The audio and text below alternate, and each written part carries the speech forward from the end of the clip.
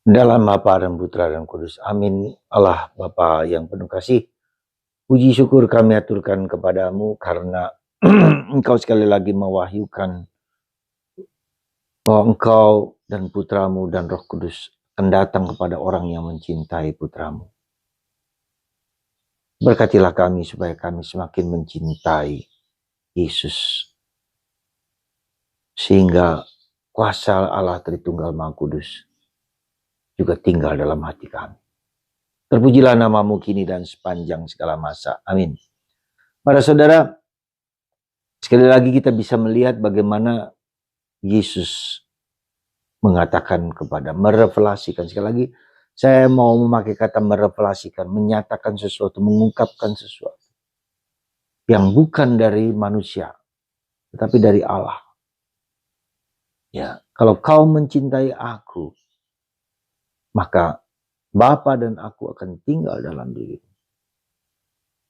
Dan cinta itu adalah cinta ilahi, di mana kita manusia tidak dapat dan tidak mampu mengungkapkannya, menyatakannya kalau itu tidak dari Allah.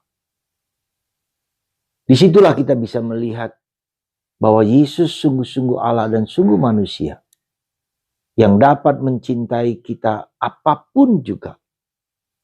Yang membuat kita bisa mencintai siapapun juga, entah dalam situasi keadaan apapun. Hari ini gereja juga merayakan Santa Katarina dari Siena. Menurut cerita, dia adalah seorang yang memang tidak bisa membaca dan tidak bisa menulis, tapi dia menjadi pujangga gereja.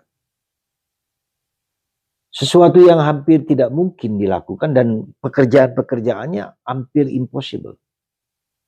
Tetapi dengan pengalaman kebersatuan dengan Allah itulah maka Bapa dan Putra tinggal dalam diri dia dan menyatakan apa yang harus dia lakukan. Dia meminta orang menulis apa yang ia alami. Ya, karena dia memang tidak bisa membaca dan tidak bisa menulis. Tetapi Tuhan menggunakan keterbatasannya untuk sesuatu yang tak terduga dan tak terkira. Itu yang pertama. Yang kedua, dialah yang meminta Paus yang tinggal di Avignon untuk kembali ke tata suci di Vatikan. Anda bayangkan seorang suster biasa, seorang sederhana yang tidak punya apa-apa, tidak bisa berkuasa apa-apa, tetapi meminta Paus dengan sungguh-sungguh untuk kembali ke Vatikan. Ya, pada abad ke-16 itu, pada abad ke-14, pada waktu itu terjadi intervensi dari raja untuk menjadikan seseorang menjadi paus pada zaman itu. Ya, maka terjadi perpecahan pemilihan karena raja satu membela yang lain, raja lain membela yang lain, dan ada sampai berapa ratus tahun tahta suci ya, paus itu berada di Avignon di Prancis.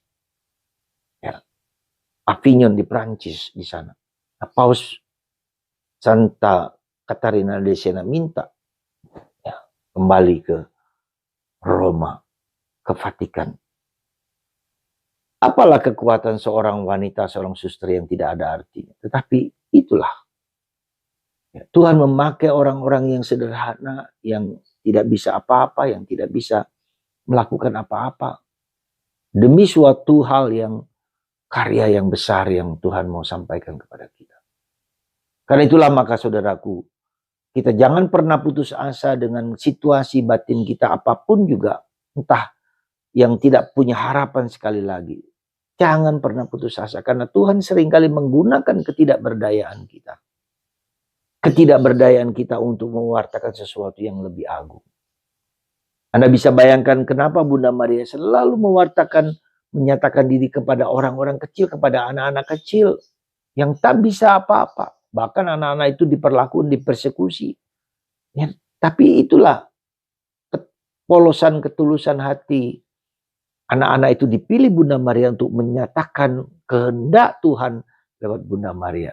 Di Fatima, di Lourdes, di Medjugorje, ya, di Garabandal, banyak tempat lain. Ya. Hampir kebanyakan para anak-anak. Itulah. Jadi saudaraku terkasih, sekali lagi, situasi apapun kita yang seringkali unbelievable, tak bisa dimengerti, tak bisa dipercaya. Situasi yang sepertinya hopeless. Tetapi di dalam Tuhan, seringkali Tuhan menyatakan kehendaknya justru karena kita tidak mampu. Maka Tuhan menyatakan ya, kebaikan, ketulusan, dan mujizat-mujizat terjadi. Ya. Maka mari saudaraku, semoga Anda, saya, dan kita semua tidak pernah putus asa seberat apapun problem hidup kita. Ya, seberat apapun. Kita serahkan kepada Tuhan dan kita persembahkan kepada Tuhan. Bahkan kepada orang-orang yang juga mengalami sama hal yang sama seperti kita. Kita berdoa untuk mereka. Ya. Karena kita tidak mampu dan tidak bisa. Allah menyatakan kuasanya kepada orang yang rendah hati. Yang mau menerima situasi mereka apa adanya. Sehingga nyatalah bukan kuasaku, tapi kuasa Tuhan. Saya masih ingat Santo Thomas Aquinas, seorang pujangga gereja yang luar biasa. Ya. Tetapi dia mengatakan semua itu bukan karyaku, karya Tuhan. Dan semua karya Summa Theologia yang luar biasa itu adalah sampah, adalah jerami yang bisa hancur.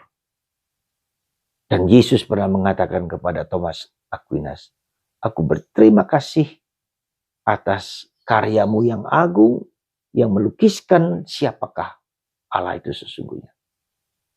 Saudara, karya agung Allah hanya dapat terjadi ketika orang menjadi rendah hati. Karena Tuhan sendiri yang akan datang kepada kita. Seperti Thomas Aquinas, seperti Santa Katarina dari Siena. Aku dan Bapakku akan datang kepada orang yang mencintai aku, yang mengasihi aku. Tuhan memberkati Anda semua dan kita semua untuk menjadi lebih rendah hati, karena kita tidak ada apa-apanya. Biarkan Tuhan bekerja seperti yang Ia kehendaki. Let be God to be God. Biarkan Allah menjadi Allah dalam hidup kita. Tuhan memberkati Anda semua, Bapa, Putra, dan Roh Kudus. Amin.